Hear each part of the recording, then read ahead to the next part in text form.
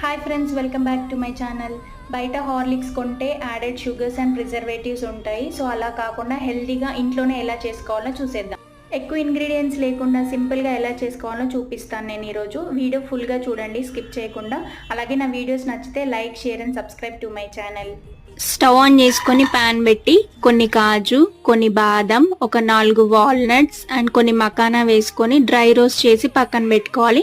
ఇప్పుడు అదే ప్యాన్ లో కొన్ని ఓట్స్ తీసుకొని ఫ్రై చేసి పక్కన పెట్టాలి.